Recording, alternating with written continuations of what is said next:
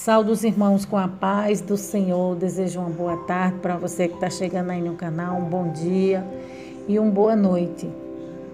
E hoje eu vou deixar um livro de Provérbios, capítulo 6, verso 12 até o 19, que tem como título O Homem Mau, né? E o livro de Provérbios, para quem não sabe, é o livro do aconselhamento. Foi escrito pelo rei Salomão, é o livro da sabedoria. Então vamos ver o que Deus tem para falar com cada um de nós nessa tarde, que fala assim. O título dessa palavra é O Homem Mau. O homem mau, o homem iníquo, que a boca pervertida, acena com os olhos, fala com os pés e faz sinais com os dedos.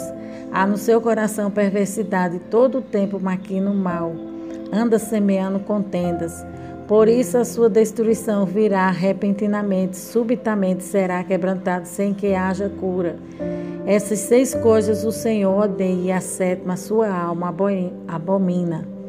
Olhos altivos, língua mentirosa, mãos que derramam sangue inocente, o coração que maquina pensamentos perversos, pés que se apressam a correr para o mal, a testemunha falsa que profere mentiras e o que semeia contenda entre os irmãos. Amém, amados. Palavra subierga.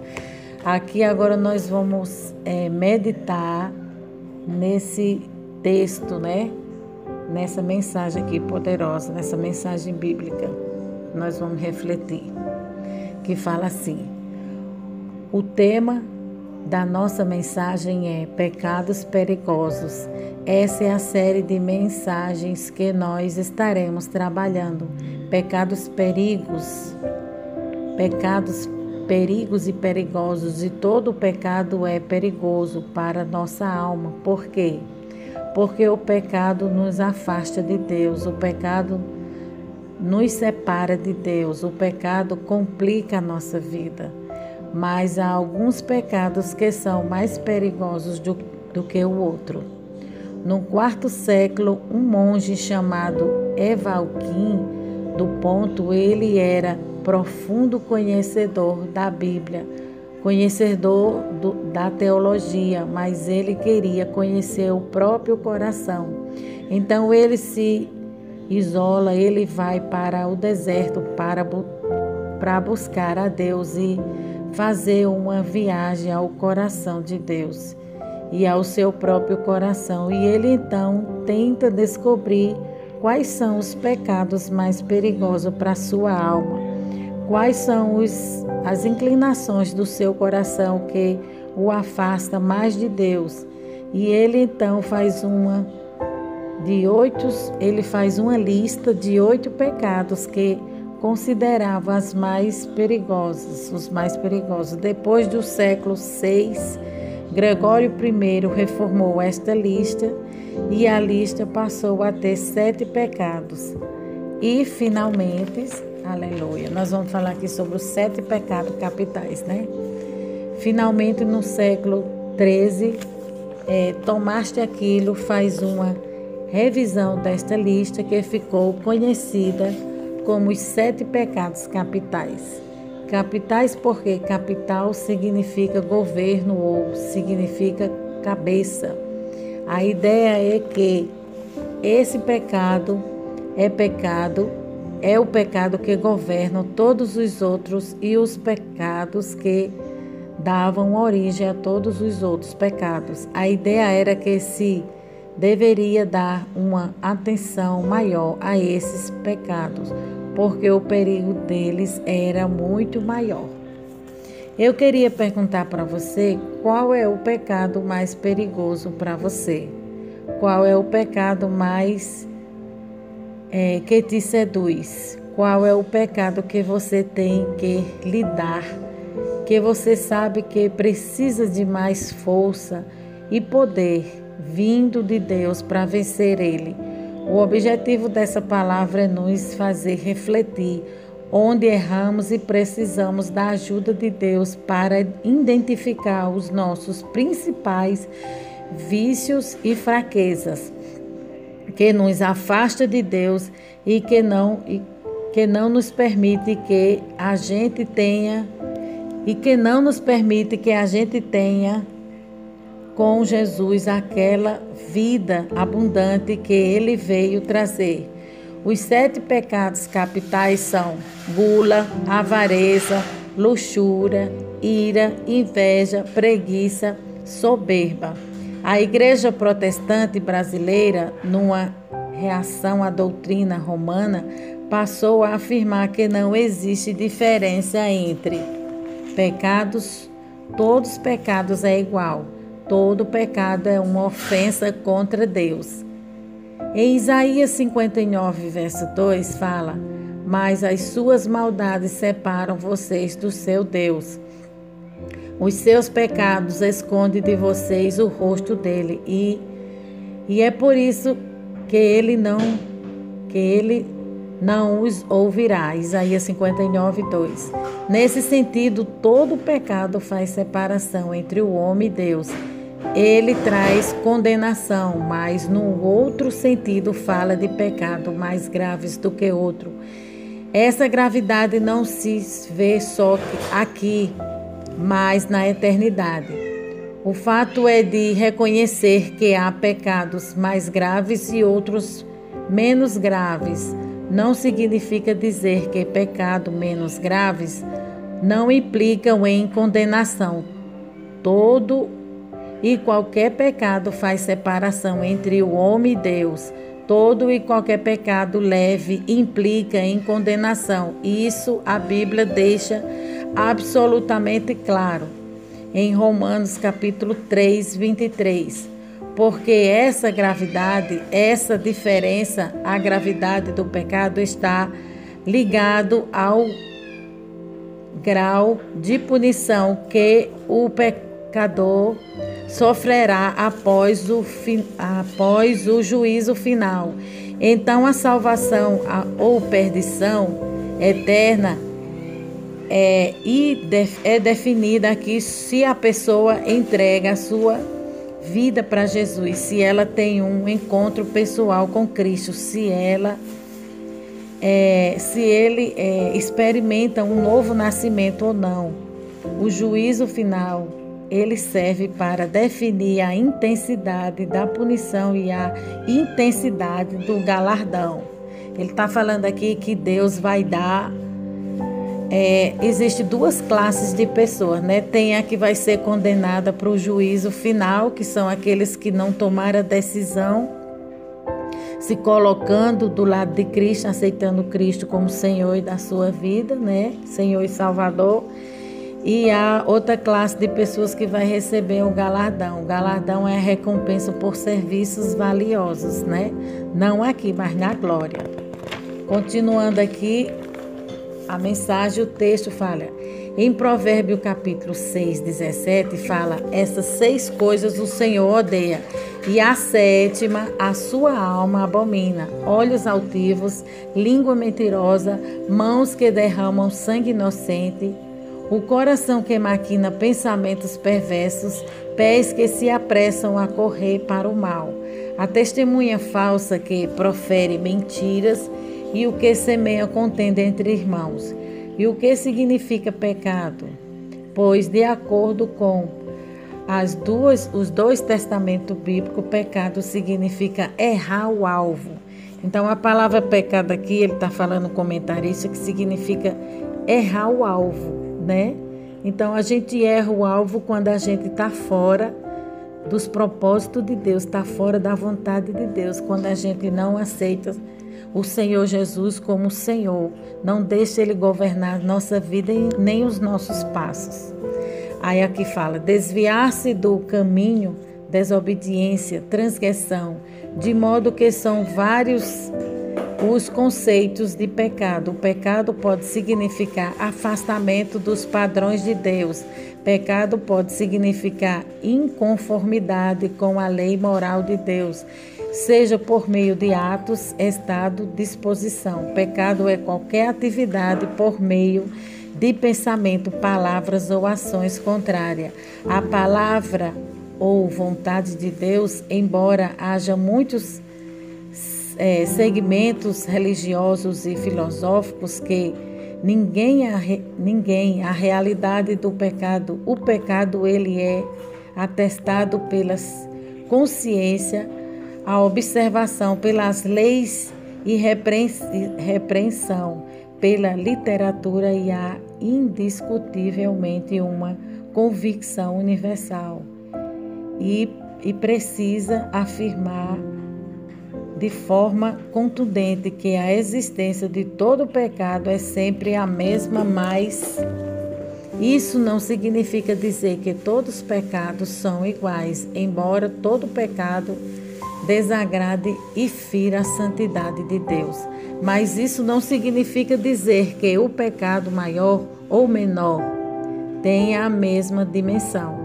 Embora Tiago, no capítulo 2, verso 10 e 11, diz que quebrar uma parte da lei significa quebrar toda a lei, e isso não anula a ideia de que há pecados piores do que outro. O que há é consequências mais graves do que outras. Ele está falando aqui que não existe para Deus pecados maiores ou menores. Todos são pecado, todos são classificados pecado, né? Tudo é pecado, aquele que mente, aquele que rouba, aquele que estrupa, aquele que mata. A diferença são as consequências. A diferença é como cada um vai diante de Deus, como cada um vai sofrer as consequências daquele pecado que cometeu. Aí ele está falando aqui, a diferença, a consequência de uma pessoa que mente, né? Ela vai pagar, ela vai ser punida por aquela mentira que ela cometeu. Há uma diferença da pessoa que mente para a pessoa que tira a vida. A pessoa que tira a vida de outra pessoa, a penalidade daquela pessoa vai ser maior. A penalidade dela vai ser bem maior do que o que mente. Porém, tudo é pecado, porém, tudo desagrada a Deus e está errado, né? Aqui fala, o que há é as consequências mais graves do que outros, considerando o pecado cometido. É tão provável isso que, embora a mentira seja um pecado mentir, não tem a mesma dimensão de um assassinato, né? Igual eu falei, embora os dois tipos de pecado não agradem a Deus, a diferença está nas consequências, na gravidade de cada pecado cometido. Uns são leves, outros pesados ou maiores. Você conhece os 7 pecados capitais? Sabe quanto eles foram listrados e o porquê eles foram listrados? A palavra listrado significa constar em uma lista ou um rol, anotar, registrar, inserido. Aí aqui fala, não é a verdade, não a verdade é que os 7 pecados capitais são uma grande incógnita. A palavra incógnita significa alguém desconhecido, né? Ele está se referindo dessa forma, né? A essa palavra incógnita significa desconhecido. Os 7 pecados capital são uma grande incógnita. Ele quer falar desconhecido para muitos cristãos. Nesse vídeo eu quero apresentar a você a origem dos 7 pecados capitais, quando eles foram listrados, né? E por que foram listrados. E a descrição de cada um deles estão aqui. Assista o vídeo até o final. Ele está falando aqui. E confira, mas antes de continuar, eu convido você a clicar no botão aqui embaixo e clicar no sininho, compartilhe e seja feliz. E deixe o seu like para ajudar na divulgação do Evangelho, né? Tem vídeo novo quase todos os dias, né? Quase todos os dias a gente produz vídeo, né? Embora a gente não tenha muito tempo, porque o tempo da gente é corrido, mas o tempo de Deus é de Deus e tem que ser dado a Ele. Amém? E aqui fala, a primeira coisa que nós devemos saber é a sua origem, porque essa expressão é 7 pecados capitais não está na Bíblia. Então, como eles surgiu no século VI e foi instituído pelo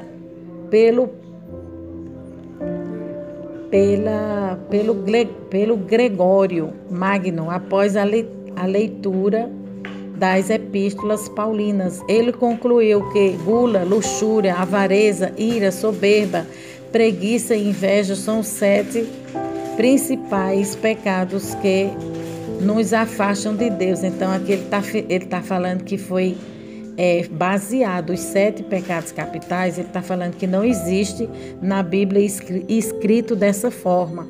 Porém, ele foi tirado, ele foi baseado esses pecados e foi colocado de forma certa, conforme Deus permitiu nas Escrituras. O termo capital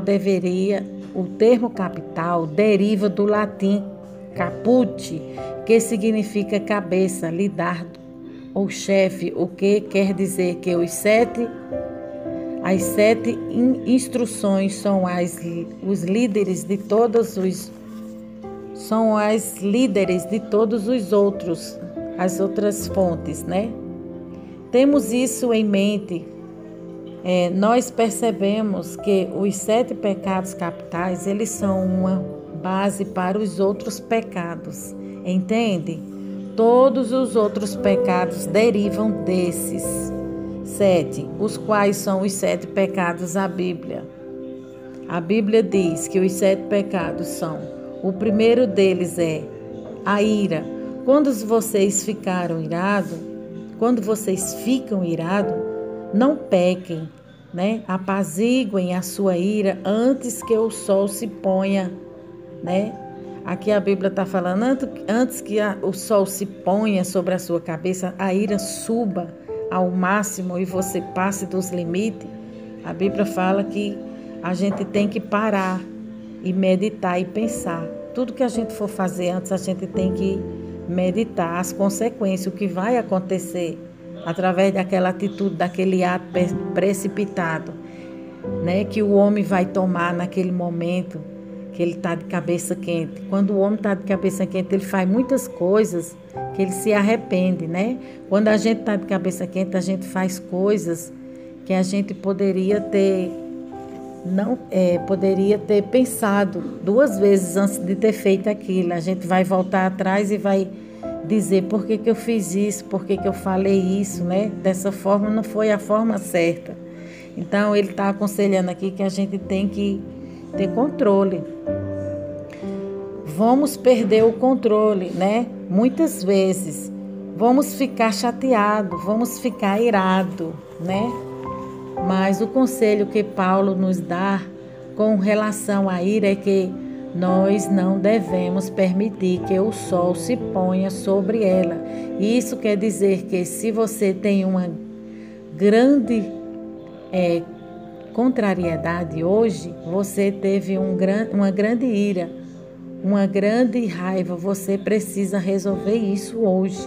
Antes de dormir, você precisa resolver isso o quanto antes possível, para isso não virar uma bola de neve dentro de você, né? O mal, se não cortado pela raiz, né, vira uma bola de neve, é isso que ele quer falar.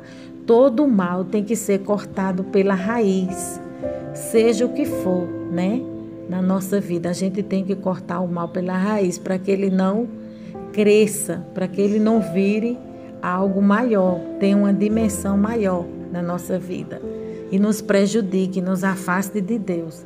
Então, ele está falando que a gente tem que evitar esse tipo de coisa ao máximo. E se acontecer, a Bíblia diz que nós temos o fruto do Espírito Santo, que é domínio próprio, temperança.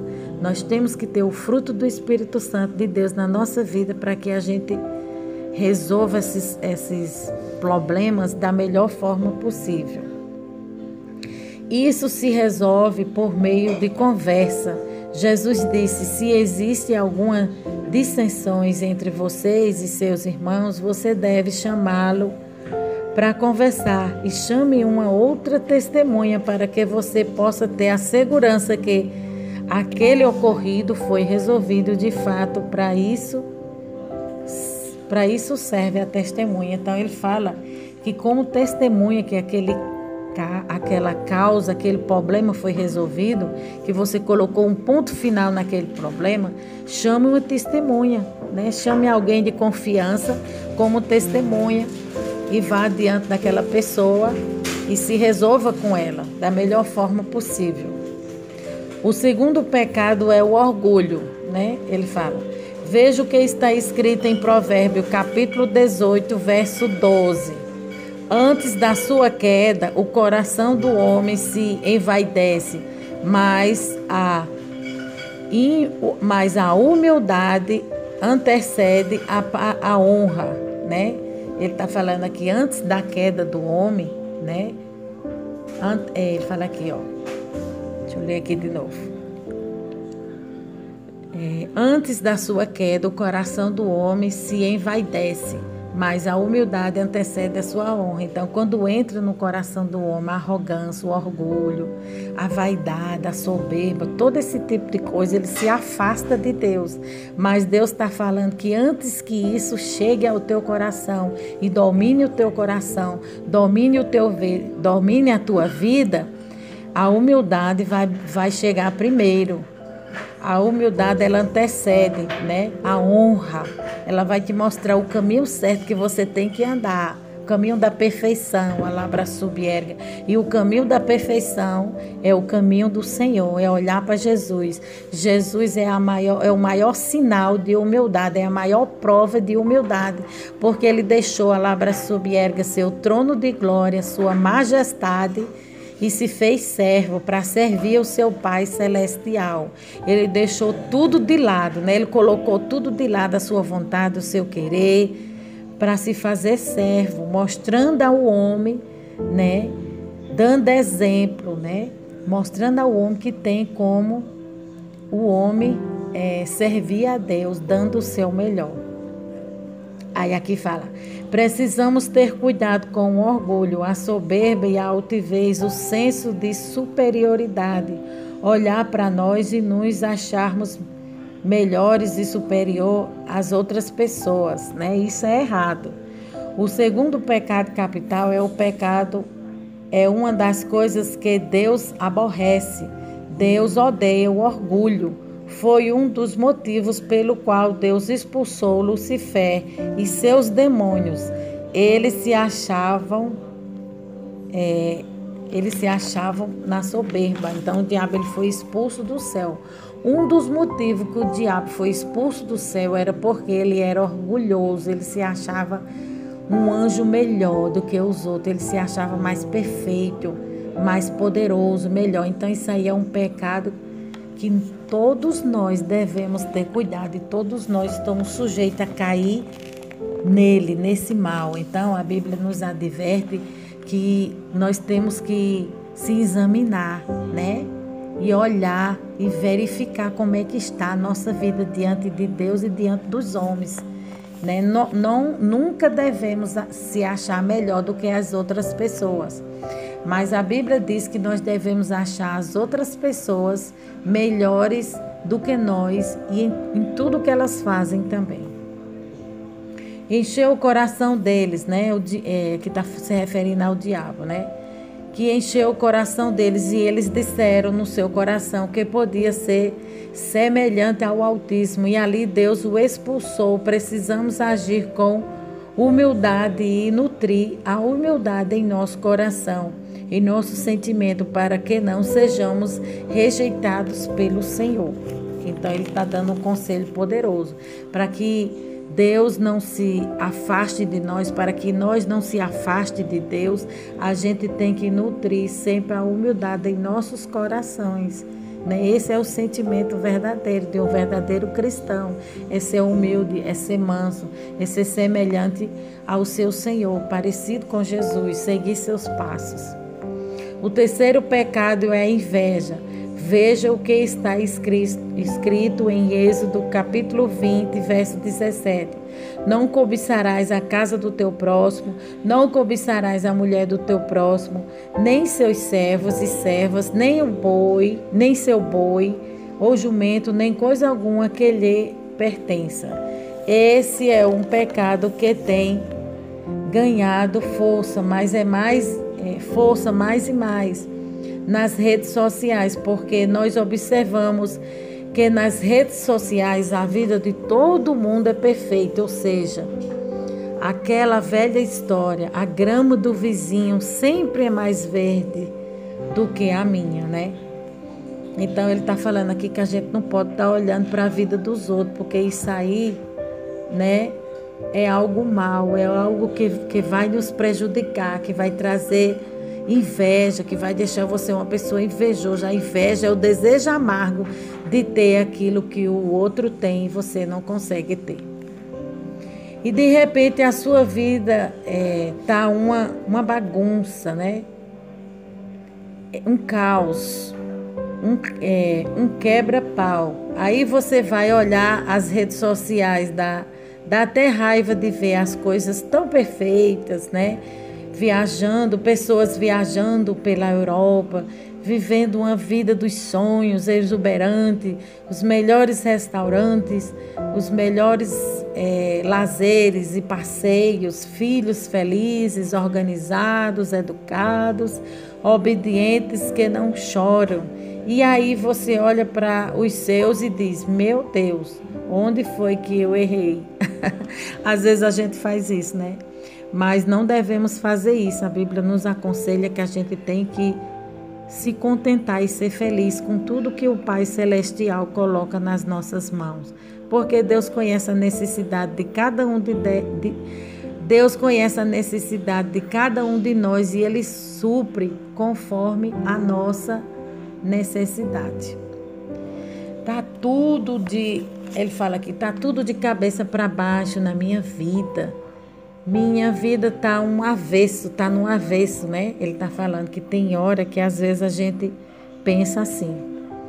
Pois a verdade é que a inveja, ela tem sido alimentada pelas redes sociais, que muitas das vezes essas pessoas estão passando mentira e vivendo mentira, ou seja, vivendo na aparência, né? Ele tá falando aqui que existe certo tipo de pessoas que vivem nas redes sociais postando aquilo que eles não vivem, né?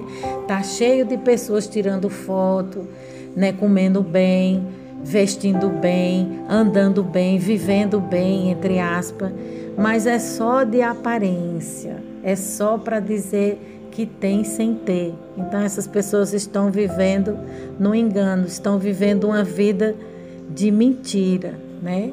Aí causa inveja para outras pessoas. O certo é que não devemos cobiçar nada do nosso próximo. Devemos ser felizes com as conquistas dele, né, do próximo. Ficar felizes com a conquista dele. Devemos viver felizes com o que o Senhor nos deu ou nos dá. Esse é o mandamento do Senhor. Devemos cumpri-lo. O que é do próximo é do próximo. O que é meu é meu. O que é seu é seu. Não devemos ter inveja das pessoas, né? O quarto pecado capital é a luxúria. Veja o que está escrito em 1 Coríntios, capítulo 6, verso 18. Fujam da imoralidade sexual.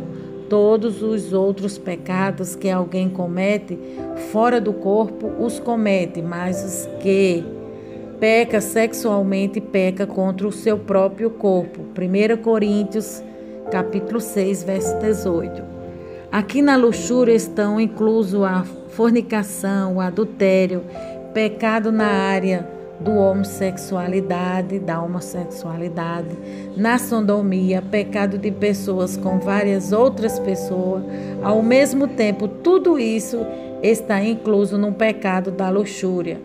O que nós devemos ver no mandamento bíblico é que nós devemos fugir da imoralidade da luxúria, porque todos os pecados que cometemos são fora do corpo, né? Ele está falando.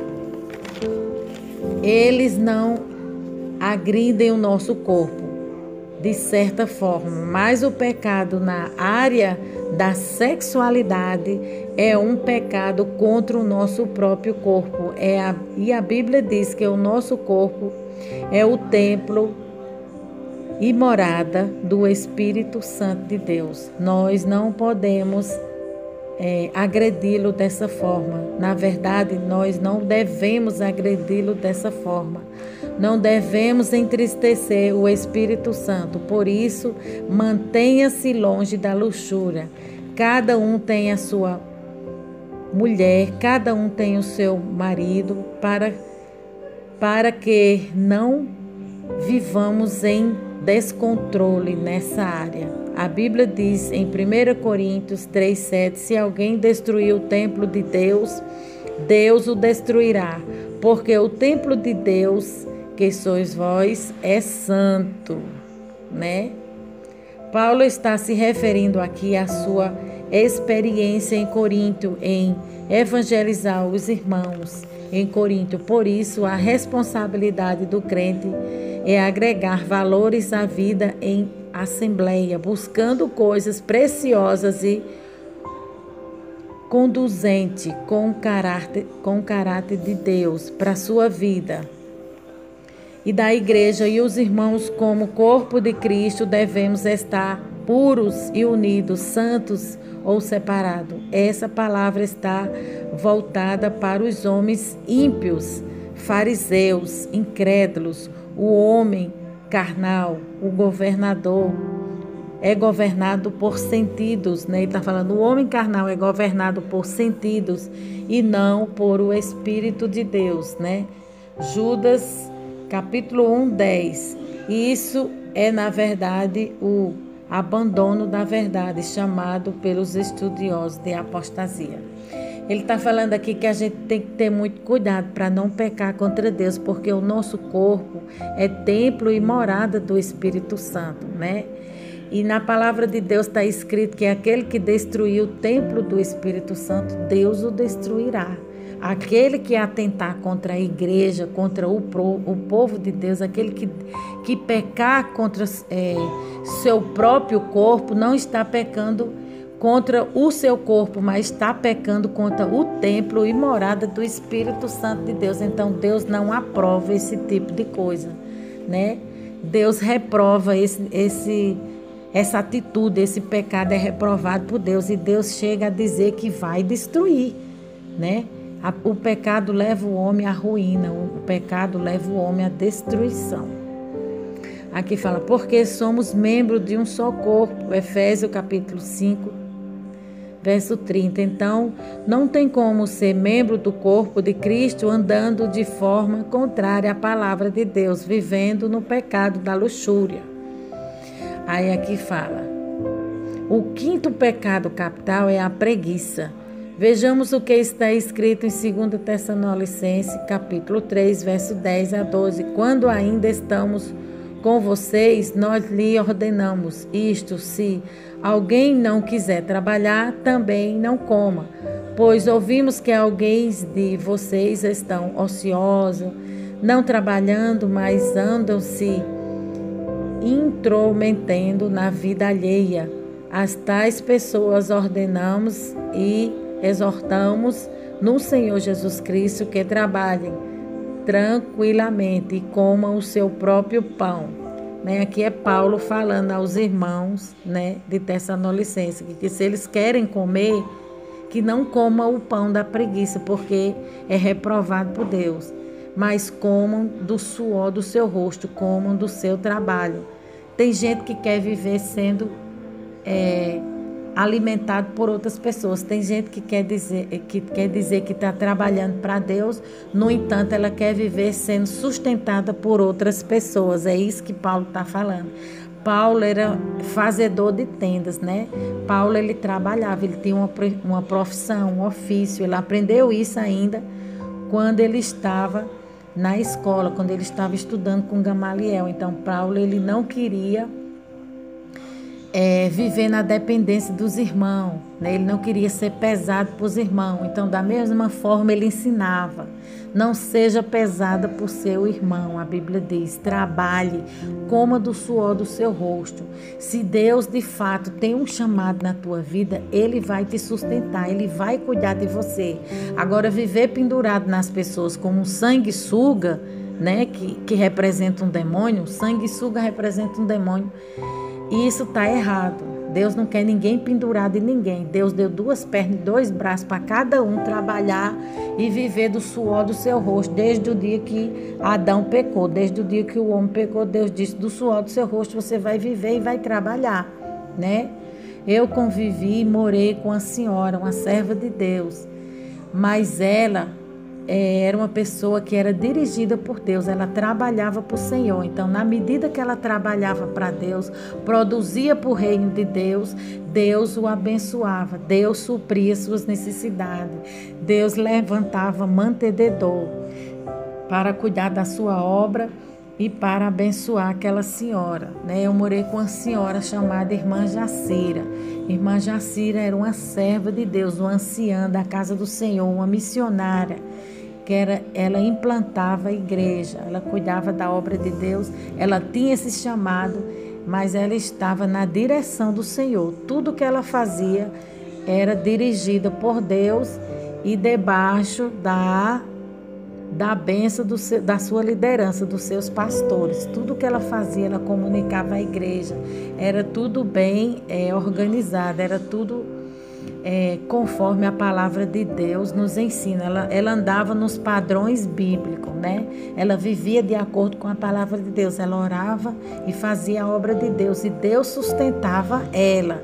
Ela não profetizava para ganhar dinheiro, ela não pregava para ganhar dinheiro, nada disso, porque tem muita gente fazendo esse tipo de coisa, e isso é pecado, isso é charlatão. Isso são pessoas que estão passando a perna em outras pessoas. Viver pela fé é totalmente diferente. É você viver na direção do Espírito de Deus, sendo governado pelo Espírito de Deus.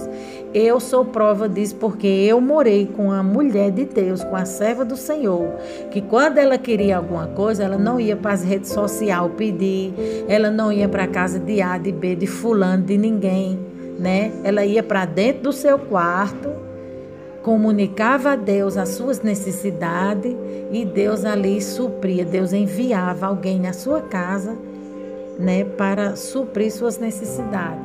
Mas a Bíblia também nos ensina que a gente tem que comunicar as nossas necessidades ao santo, ou seja, à igreja, né? Se você estiver passando por alguma necessidade financeira ou espiritual, você tem que comunicar à igreja, porque a igreja é o corpo de Cristo. Ali ela vai, na parte social da igreja, ela vai agir, ela vai se movimentar ali, os irmãos, e vão fazer o papel de um verdadeiro cristão, ajudar, né? Ajudar. Então, aqui fala: tais pessoas ordenadas e exortamos no Senhor, né? Que Paulo está falando. Jesus Cristo, que trabalhem tranquilamente e comam o seu próprio pão. Aqui está falando. Há muitos cristãos na comunidade tessalonicenses, em Tessalônica, não queriam mais trabalhar, porque diziam que Jesus estava voltando e não precisavam trabalhar. Já pensou? A conversa, olha o papo furado desses irmãos. Conversa furada. Trabalhar nunca é demais, mas sim é necessário, né? Porque até hoje nosso Deus, Ele trabalha, e ainda há trabalho para nós lá no céu, a Bíblia diz. Então, trabalhar, nós vamos descansar assim no céu, mas só que nós vamos trabalhar, o pastor fala aqui, que num corpo turbinado, num corpo de glória. Então, você vai trabalhar no céu, eu vou trabalhar no céu, mas nós não vamos sentir cansaço, como a gente sente aqui no nosso corpo corruptivo. Nós sentimos cansaço, nós ficamos esgotados. E lá no céu não, lá no céu, num corpo de glória, nós vamos estar, né, fortalecido, abastecido nesse corpo de glória. Nós vamos ter força, vamos ter poder, autoridade, não vamos sentir cansaço mais. Aqui ele falava, Jesus está voltando e não precisava trabalhar mais. O problema é que eles estavam vivendo às custas dos outros irmãos que trabalhavam. E isso soou para você, familiar? Por isso nós, nos nossos dias, é moda. Muitos crentes dizem que estão vivendo pela fé. E eles estão vivendo, na verdade, é como um morcego, né? É como sanguessuga, às custas dos outros irmãos que trabalham. Se não quiser trabalhar, não coma, disse Paulo. Então aqui Paulo estava combatendo fortemente esse tipo de coisa, né? Paulo entrava na igreja como um lapidador, entrava na igreja com correção, com ensinamento, né? E ali tudo ia se endireitando. Deus usava ele para exortar, para falar a verdade, que muitas pessoas não querem ouvir. Hoje em dia só quer mamão com mel, só quer uma palavra que afague o seu ego, né? Que estigue o seu ego. Não, mas Paulo entrava aqui, falava sim a verdade. Paulo, ele não dava só mamão com mel para os irmãos, não, nem para os novos convertidos. Paulo, ele ensinava a verdade, muitas das vezes duramente. Às vezes os irmãos tinham que comer o mocotó, tinham que se alimentar de uma palavra mais dura para que edificasse as suas vidas, né? Para que aquele mal fosse arrancado daquele lugar, né? Daquele povo. Deus quer falar aqui para abrirmos o olho e ficar atento a esse mal que tem atingindo milhares de pessoas, tanto na parte material, como na física, como na parte espiritual, sem querer fazer nada na obra de Deus. Assim muitos ombreiros se encontram parados, tendo eles um potencial incrível, mas põe então dispersificando com as coisas desse mundo. Exemplo, dormindo demais, vício de games, né? Pessoas que estão acomodadas espiritualmente e materialmente. Ele está falando aqui, essas pessoas estão dormindo demais, estão no vício dos videogames, dos jogos, em casas, né? Eles estão em casas, acomodados, né? No seu bel prazer, na zona de conforto, né? E Deus vai sacudir a videira, as coisas idiotas e fúteis, e assim ficam alimentando esse mal em sua vida. A preguiça, a Bíblia diz, vai ter com as formigas, ó preguiçoso. Está escrito em Provérbios 6:6, porque a formiga ela trabalha a tempo e a fora de tempo. Ela trabalha no verão, ela trabalha na chuva, ela trabalha no sol, ela não tem tempo ruim para ela está sempre trabalhando, sempre produzindo, né? Ela tem essa iniciativa. Então Deus está falando aqui com o preguiçoso que ele tem iniciativa, que ele se levante, que ele produza, porque para o reino de Deus o preguiçoso ele não tem utilidade. Para Deus só tem utilidade aquele que produz, aquele que dá bons frutos, coloca a mão do arado e não olha para trás. Paulo aqui dá uma chamada grande aos preguiçosos de Tessalônicas. Fica longe da preguiça, seja uma pessoa produtiva, seja uma pessoa inteligente que trabalhe, que produz, que quer crescer, que quer ir adiante, que quer ir além, né? Era isso que Paulo estava falando para os irmãos de Tessalônica. O sexto pecado capital é a avareza. Veja o que diz em 2 Timóteo 2, capítulo 2, verso 3. Os homens serão egoístas, avarentos, presunçosos, arrogantes, blasfemos, desobedientes aos pais, ingratos, ímpios.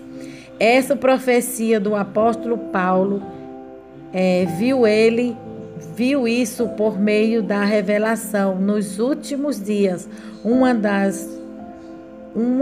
dos marcos das pessoas, dos seres humanos, uma das marcas das pessoas, né? Ele está falando dos seres humanos, seria a avareza, né? Que nós se deparamos muito com isso hoje em dia, né? que é o amor ao dinheiro. O amor ao dinheiro, tendo o dinheiro que a Bíblia chama de mamon, como ídolo, né? Mamon é um demônio, né? Mamon é um Deus, né? Presente nesse século, que tem prendido a vida de muitas pessoas, tem escravizado. Tem pessoas que trabalham por amor ao dinheiro, porque amam o dinheiro, adoram o dinheiro mais do que a Deus. Coloca o dinheiro como o Deus da sua vida, como tudo, como o Senhor da sua vida. Eles não trabalham por necessidade. Tem pessoas que trabalham por necessidade, né? Mas tem pessoas que trabalham porque adoram o dinheiro. É escravo, está escravizado. É isso que Paulo está mostrando aqui, nesse ensinamento, né? Chamam de mamon como um ídolo. E se você olhar para todos os lados, é isso que acontece. De onde vêm as guerras? De onde vêm as dissensões? Disputa pelo poder, ganância, ódio ou disputa vem exatamente por causa do dinheiro, né? Por causa do amor ao dinheiro, a gente tem se deparado, o mundo, a nação tem se deparado com muitas guerras, né? Muitas guerras mundiais, guerras nacionais, guerra pelo poder, guerra pela nação, desde que o mundo é mundo. Isso é fato, isso é real, isso existe. Então Deus está falando aqui que isso não deve ser a nossa prioridade, né? Temos que trabalhar sim pelo pão de cada dia, temos que trabalhar com alegria, fazer com amor, com alegria. Mas o nosso coração tem que estar voltado para Deus, tem que estar enraizado nas coisas do céu, não nas coisas terrenas, nas coisas divinas. O nosso coração tem que estar enraizado, não nas coisas superficiais, artificiais, nas coisas passageiras, onde a traça e o ferrugem corrói. A Bíblia intitula, né, as coisas terrenas. Aí aqui fala: o amor ao dinheiro é a raiz de todos os males, diz a Bíblia, né? Em 1 Timóteo 6,10. E nisso muitos países, nações, famílias estão se dividindo, matando-se um ao outro por serem avarentos. Essa avareza em querer ter mais e mais faz com que nem mesmo o mínimo tenham para sobreviver. Mas quando nós observamos como Deus nos deu recurso e fez a terra riquíssima em produtividade e tudo, exemplo, frutos, petróleo, ouro é extraído, né, num garimpo, né? E está falando que a terra, ela produz muito, a terra é rica, Deus nos deu em abundância, Deus abasteceu, né, toda a humanidade. Então não precisa ganância, não precisa essa fome por dinheiro, essa fome por petróleo, essa fome pelo poder, essa fome pelo ouro, essa disputa. Não precisa, Deus já deu em grande abundância. Deus está falando aqui que tem para todo mundo, né? Não precisa andar se matando uns aos outros, porque é isso que o diabo quer, né? Satanás quer isso. Ele quer dividir, ele quer contenda, ele quer guerra, né? Ele é o Deus desse mundo terreno aqui, mundo passageiro. Aí aqui fala: Deus nos deu recursos renováveis da terra. Se tira tudo que o homem precisa para viver. O problema é como nós estamos usando o planeta Terra, tem feitos com que as nossas fontes naturais se tornem escassos, e muitos recursos naturais nem conseguem mais se renovar por causa da grande exploração que causamos sobre ele. Tudo isso é fruto de quê? Da avareza. A avareza tem produzido todo esse mal sobre a face da terra. Não só sobre o homem, tem degradado, né? Tem destruído a avareza. A avareza não só tem destruído o homem, mas tem destruído o planeta Terra. Ele está falando. O sétimo e último pecado é gula. É considerado um dos mais naturais pecados nos nossos dias. Olha o que diz em Números 11:34. Por isso o lugar foi chamado, aleluia, Jesus, Kibrat Hatavá, porque ali foram enterrados que tinham sido dominados pela gula. E é muito interessante, Natan, neste texto, que o povo que foi ali destruído é o Israel que saíram do Egito e eles foram destruídos aqui, esse grupo por causa da gula, né? A gula é um pecado que não se fala, mas se pratica, né? Hoje em dia nas igrejas não se fala mais do pecado de comer demais, de comer em excesso, fora que é prejudicial à nossa saúde, né? Entope as veias do coração e uma série de coisas que nós vamos ver aqui. A gula, que eles ficaram desejosos às comidas do Egito e ficaram tão enlouquecidos nessa coisa de comida do Egito e Deus os mandava carne, mandava pão, mas não saciava a fome deles. Eles comiam pão e carne que saíam pelos nariz. Era aquela coisa descontrolada de comer, que acabaram sendo fulminados pelo juízo do Senhor, por causa do pecado da gula que Paulo se fala nas igrejas, que pouco se fala nas igrejas. Então aqui ele está falando que Israel no passado foi destruído por causa do pecado da gula. Deus tirou da mão do homem, tirou da mão de Faraó, e ali eles sentiam saudade da cebola, do hino, sentiam saudade da cebola, do pepino, do alho e do peixe, né? Então ali eles comiam. Deus mandou 1 mês carne para eles. Eles comeram tanta carne que saíram pelo nariz. Esse é o pecado da gula. É comer, a pessoa está saciada. Mesmo assim saciada, ele continua comendo, se sentindo mal e ainda, mesmo assim se sentindo mal e comendo. Tem pessoas que são assim hoje em dia, né? Come não por prazer, mas come pelo pecado da gula. E isso é pecado. Isso é pecado. E quem tem o pecado da gula, ele está falando aqui que não vai para o céu. Nem adianta, não vai para o céu. Quem tem esse pecado em sua vida.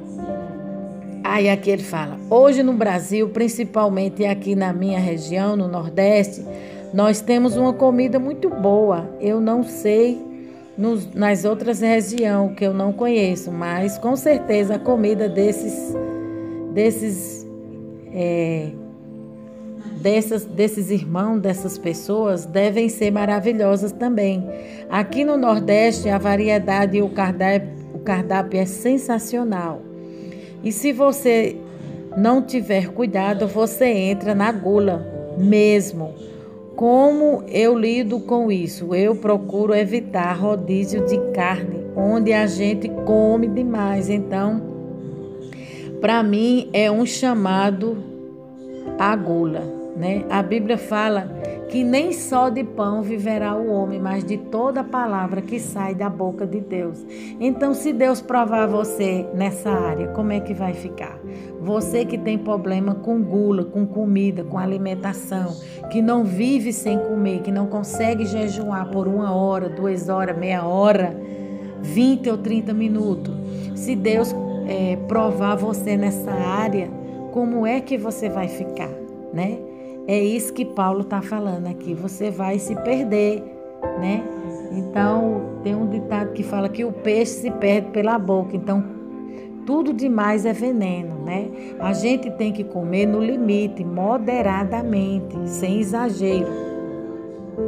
Você come demais, chega uma hora que você percebe que aquela comida não te dá mais prazer, porque você está cheio ou satisfeito. E se você come, dá uma agonia, uma pressão, um peso. Então aqui aqui em casa procuramos evitar esses lugares. Ele está falando que ele procura evitar esse tipo de coisa para ele, para a vida dele, para a família dele.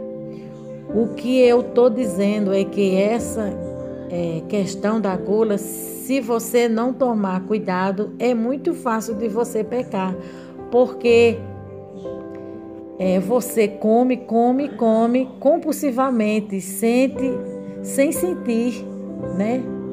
Sem ter limite para aquilo. Você não come preso nesse pecado, não, por prazer, mas pelo vício, pelo desejo, pelo cativeiro. Então você fica num cativeiro, se torna um cativeiro espiritual na vida dessas pessoas que comem descontroladamente. Fora as consequências que vai trazer para o seu corpo físico, né, para o coração, para o sangue, uma série de coisas que fala. Um cativeiro que se torna a gula. Além da nossa saúde também, que nós precisamos ter cuidado com sobrepeso. Aqui na América, nos Estados Unidos e no Brasil, são recordistas em pessoas assim, acima do peso, em ataques cardíacos, em AVC, todas essas doenças que são causadas pelo índice altíssimo de gordura no sangue. Então se cuide e tenha cuidado. Vamos abençoar a nação brasileira com mais da palavra de Deus. Compartilhe esse vídeo. Então, irmãos, o que é que acontece? Ele está falando aqui a respeito da gula, né? Da gula e dos prejuízos que ela traz, tanto para a vida espiritual como para a vida física, para a nossa vida material, aqui para a carne, né? Ela entope as veias. Quando a pessoa come demais carne em excesso, causa entupimento nas veias do coração. Então isso aí pode dar um derrame, um AVC, uma série de coisas, né? Segundo os médicos. Amém, amados? Então esse nosso comentário vai até aqui. Agora nós vamos entrar na palavra de Deus que fala sobre o homem mau. Que fala assim. Provérbios 6, verso 12. O homem mau, o homem iníquo, tem a boca pervertida. Acena com os olhos e fala com os pés e faz sinais com os dedos. Esse aqui é o homem de Belial, né? O homem de Belial, o homem contencioso, o homem contra a vida, o homem perverso, o homem de maldades, o ser humano maligno, egótico, que vive para privilegiar o seu capricho, esse que torna-se, portanto, em um homem vil e aquele que anda com a perversidade na boca e fala o que subverte a realidade. Onde bota o seu olhar é acerca do que ele fala. A realidade será alterada. Não tem prazer no sim, sim, no não, não. Ele é do tipo que acena com os olhos, dá ordem com os olhos, está tudo montado. Esse tipo de gente que controla a vida com os olhos, raramente são pessoas confiáveis. São pessoas dissimuladas, não se comprometem com o que dizem. Ele está falando aqui a respeito, no livro de Provérbios, né, que fala aqui, o comentarista está falando a respeito do homem mau, né, do homem de Belial. Que esse homem de Belial é a figura de Satanás. Ele fala com os olhos, ele acena com os olhos, ele gesticula. Ele não cumpre com a sua palavra, né? No seu coração a perversidade. Esse tipo de homem será destruído. O Senhor Deus aborrece esse tipo de pessoas. Ele faz sumir da terra, né? Belial em hebraico é alguém inútil que não serve para nada. Pela junção de Beli, que é não, e Al é sem, indicado a algo ou a alguém inútil. Belial é um demônio. No cristianismo, Belial é mencionado também no Novo Testamento como o oposto da luz. do bem e de Jesus Cristo, filho da perdição. O diabo, além da maldade que o homem carrega, né, ainda existe em homem com prazer no mal, né? Aí aqui fala o pervertido. O pervertido significa depravado, corrupto, desmoralizado. Então esse é o filho de Belial, que a Bíblia cita aqui. O homem mau, o homem que iníquo, tem a boca pervertida. Pervertida é desmoralizado, né? Corrupto, só fala de coisas mal. Não tem pessoas que se juntam com outras pessoas naquela moitinha, naquele moizinho, só para denegrir a imagem do outro, só para fazer o mal. E tem pessoas que têm prazer em fazer o mal. Ele se sente bem quando ele faz o mal. A Bíblia diz que ele é filho de Belial, ou seja, ele é filho do diabo, ele é parecido com Satanás. Ele anda nos passos do adversário, esse tipo de homem, esse tipo de pessoa. Acena com os olhos e fala com os pés e faz sinal com os dedos, né? Ele não tem uma postura, ele não fala como um homem de Deus, né? Ele não fala de forma correta, ele fala com gesto, né? É cheio de kikiki, é cheio de disse-me-disse, né? Há no seu coração perversidade, todo o tempo maquina o mal, semeando contenda. São pessoas que semeiam contenda, escutam uma conversa aqui e leva adiante, né? Sai semeando como uma semente daninha, como uma semente maligna, uma semente do mal. Sai semeando esse tipo de coisa. A Bíblia diz que Deus detesta esse tipo de pessoa, Deus abomina e Deus destruirá, porque são sementes do mal. Ou se converte ou serão destruídas pelo Senhor. Aí aqui fala, verso 15. Por isso a sua destruição virá repentinamente, subitamente será quebrantada sem que haja cura. Então Deus vai destruir, vai fazer sumir da face da terra esse tipo de semente, esse tipo de pessoa. Não prevalecerá, né? O filho da iniquidade, o filho do pecado, que é o diabo, será destruído. Ele e os seus, ele e aqueles que seguem a eles, que são conduzidos por eles. Aí aqui fala, verso 16, estas 6 coisas o Senhor odeia, e a 7ª sua alma abomina, olhos altivos, né? Pessoas que olham sempre por cima, pessoas orgulhosas, arrogantes, que se sentem bam, que está por cima, porque tem um poder aquisitivo, porque tem uma sabedoria acima da média, acha que pode pisar nas outras pessoas. Então a Bíblia fala que essas pessoas são semelhantes ao diabo e que a gente tenha cuidado para que essas coisas não penetrem em nosso coração, não adentrem em nosso coração, né? Olhos altivos, Deus odeia esse tipo de coisas. Línguas mentirosas, pessoas que proferem mentiras, são especialistas em alterar, em inventar mentira, né? Porque a mentira, quem é o pai da mentira? É o diabo. O diabo, ele é o pai da mentira. Mas que derramam sangue inocente, línguas mentirosas e mãos que derramam sangue inocente. Pessoas que tiram a vida da outra sem ver de quê. Tiram a vida da outra por causa de R$5, né? Pessoas que tiram a vida da outra por causa de uma dívida. Então a Bíblia diz que esse tipo de coisa Deus abomina. O coração que maquina pensamentos perversos, pessoas que passam o dia todinho pensando só coisa ruim. Será que fulano falou de mim? Será que cicrano fez isso? Ai, será que aquela pessoa presta? Ai, fica ali maquinando mal. Como é que eu vou fazer para passar a perna em fulano? Como é que eu vou fazer para destruir cicrano? Então essas mentes são mentes malignas, né? Pessoas que elaboram planos nas escondidas. Deus está vendo e Deus detesta esse tipo de coisa, é reprovado por Deus. Pés que se apressam a correr para fazer o mal, né? Como eu falei em outro vídeo outrora. Satanás, quando ele saiu da presença de Deus, né, para fazer o mal para Jó, os pés dele se apressou em fazer o mal. Assim também são os pés daquele que se apressam em sair da presença de Deus ou está na presença de Deus, ou se apressam em fazer o mal para com o seu próximo, né? O próximo é o segundo mandamento, o qual nós devemos amar.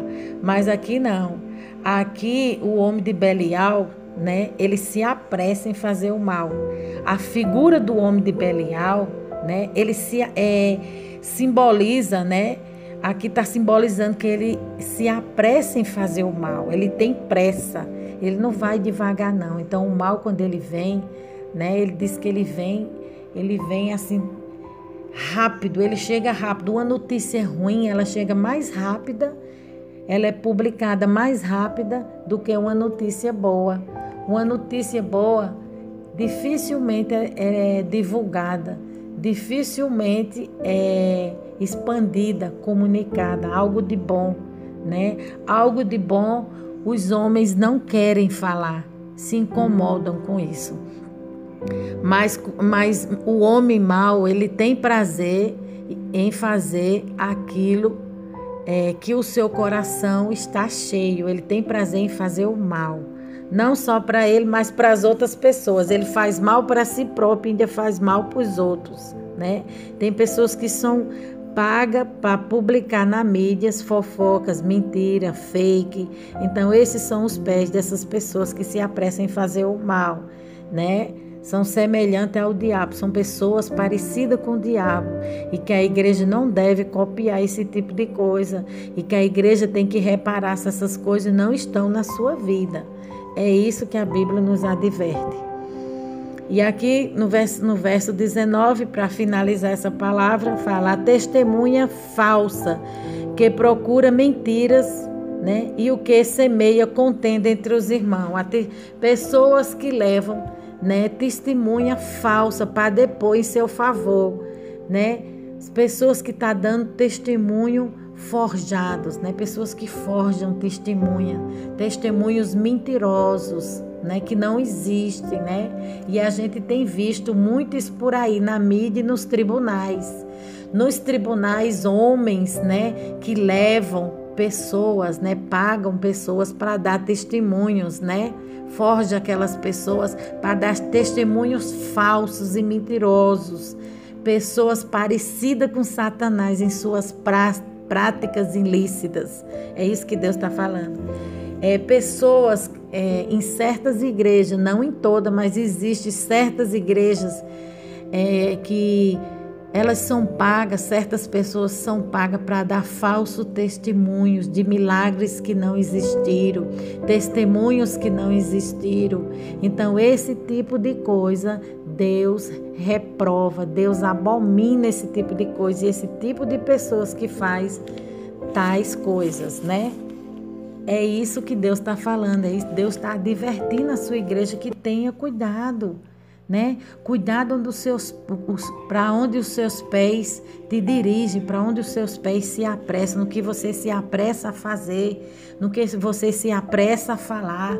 Tenha cuidado no que você se apressa a dizer, né? Nós temos que ter cuidado. E aqui trazendo o resumo dessa palavra, né? Glória a Deus. Resumo que fala: quais os 7 pecados capitais? Ira, orgulho, inveja, luxúria, preguiça, avareza e gula, né? Tudo isso veio do inferno e tudo isso é obra do diabo. E nós devemos ter cuidado com todo esse tipo de coisa. Israel comeu carne por 1 mês até sair pelo nariz. Números capítulo 11, verso 18. Eles murmuravam e sentiam saudade do Egito. Por isso que tudo isso aconteceu na vida deles. A palavra ira. Ira é sentimento de ódio ou rancor dirigido a uma pessoa em razão de alguma ofensa, fúria ou indignação. Orgulho. Altivez de quem faz alarde de suas próprias qualidades, arrogância, soberba.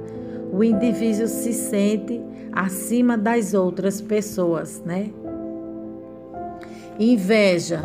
Inveja é desgastos provocado pela felicidade alheia, desejo amargo de possuir o que o outro tem. A inveja é desejo amargo de possuir aquilo que o outro tem. Você já pensou o quanto isso é algo maligno? Você não tem aquilo que a outra pessoa tem, e quando você tem inveja, você tem um desejo amargo. Você deseja tanto que aquilo é um mal amargo dentro de você. Então a Bíblia diz que nós temos que observar, né, isso na nossa vida e ter cuidado, porque nós somos suscetíveis, né?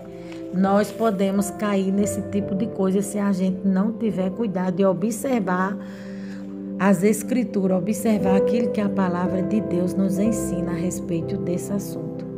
Luxúria. Luxúria é um comportamento desregrado em relação aos prazeres do sexo. Luxúria é impureza, né? Sem pudor, pessoas que têm relações com muitas outras pessoas, pessoas que não respeitam seu corpo, né? Não respeitam seu cônjuge, né? Pessoas que não se respeitam, que vivem na luxúria, no prazer da carne, são escravas, né, do inimigo, são escravas dos prazeres da carne. Segundo os estudiosos, essas pessoas que vivem num prazer da carne, da luxúria, elas, quando se relacionam com várias outras pessoas, ela abre no mundo espiritual legalidade para que demônios, legiões de demônios entrem na sua vida, né? É aberta uma porta no mundo espiritual. Pessoas que se relacionam com várias pessoas, né, fora do casamento, pessoas que se relacionam com homem, homem com homem, mulher com mulher, elas dão legalidade para que legiões de demônio se apoderem da sua vida, entrem na sua vida. Preguiça. Preguiça é a aversão ao trabalho, ócio ou vadiagem, prostração, moleza, desleixo,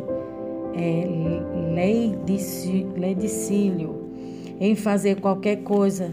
São as características da preguiça. Essas são as características dos preguiçosos. Eles não chegam em lugar algum, nem vão para lugar algum, nem conseguem chegar em lugar algum, né?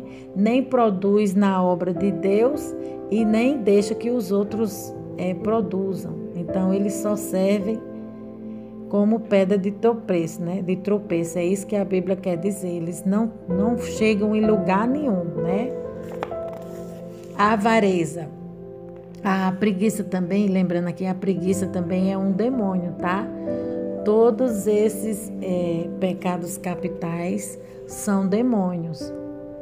A avareza tem apego excessivo ao dinheiro, à riqueza, ao famoso mão de vaca, pessoas que amam o dinheiro, mesquinho, miserável. A avareza é um substantivo feminino que significa apego demasiado e sórdido ao dinheiro. É o desejo ardente de acumular riqueza. A avareza é a falta de generosidade, é aquela pessoa que é mesquinha, sorrice, a insignificância e miserabilidade. Fala, Provérbio 1:19, fala, é quem lucra com ganhos desonestos, perturba sua própria casa, mas quem odeia ofensas de subornos viverá.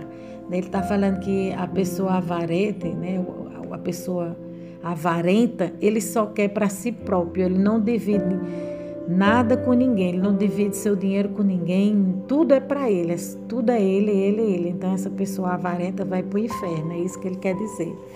A gula.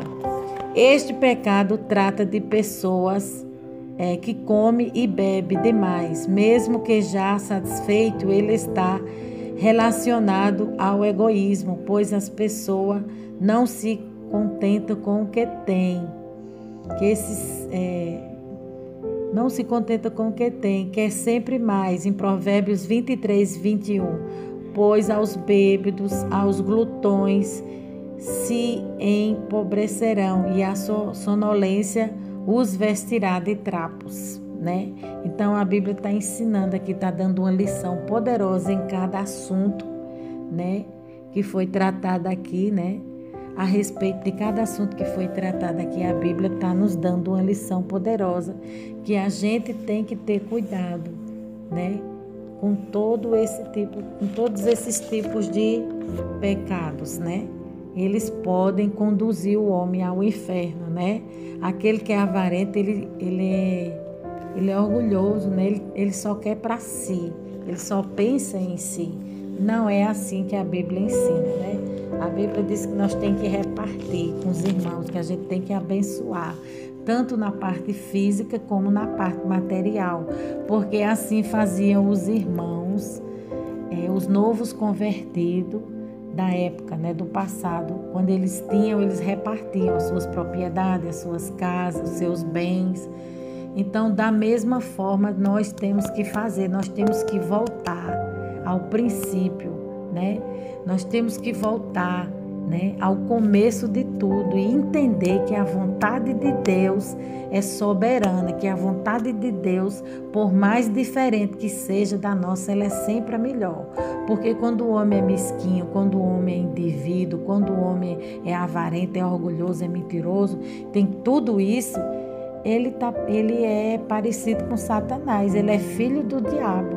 Agora, quando o homem ele é servo de Deus, filho de Deus, imagem e semelhança do Senhor, ele age ao contrário. Ele é bondoso, ele é misericordioso, ele ajuda, ele ora, ele acolhe, ele visita, ele é um remanescente, ele faz tudo diferente, né? Aquele que aceitou Jesus, ele tem que ter uma vida diferente. Ele tem que dar fruto. Toda boa árvore, ela dá fruto. Agora, a árvore que não dá fruto, ela não serve para nada, ela é jogada fora, ela é cortada e jogada fora, né? Assim é a nossa vida. Nós temos que dar fruto em todo tempo, em toda hora, em todo instante. Onde a gente estiver, a gente tem que falar de Jesus, produzir fruto, ganhar almas, ganhar vidas para o Senhor. Amém? É isso que a palavra de Deus nos ensina. Vamos orar. Meu Deus e meu Pai, eu te louvo e te agradeço nessa hora, Pai. Pai, perdoa nossos pecados, perdoa nossas falhas, nossos erros, abençoa, conduz o teu povo pelas veredas da justiça. Trabalha no nosso coração, na nossa mente, nos ensina a ser parecido contigo, nos ensina a ser amoroso, a ser misericordioso, a ajudar, a abençoar, a fortalecer, a aconselhar, a visitar as viúvas, os órfãos. Ô Senhor, nos ensina a ser uma igreja santa, uma igreja pura. Tenha misericórdia da nossa vida. Nos ensina a olhar para o alto, de onde virá o nosso socorro. Trabalhe em nosso coração nessa hora, Espírito Santo, conforme a nossa necessidade, conforme a necessidade de cada um do teu povo, de cada um dos teus filhos. O Senhor vá trabalhando, que essa palavra vá, produza o resultado da qual está sendo enviada. Ela vá dando vida e vida em abundância a teus filhos, Pai, a tua igreja. E aquele que não aceitou Jesus, venha se tornar um filho de Deus, aceitando o Senhor, obedecendo a tua palavra.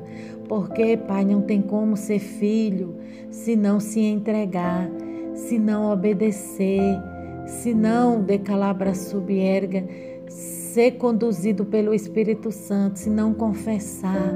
É preciso confessar, é preciso entregar a sua vida ao Senhor.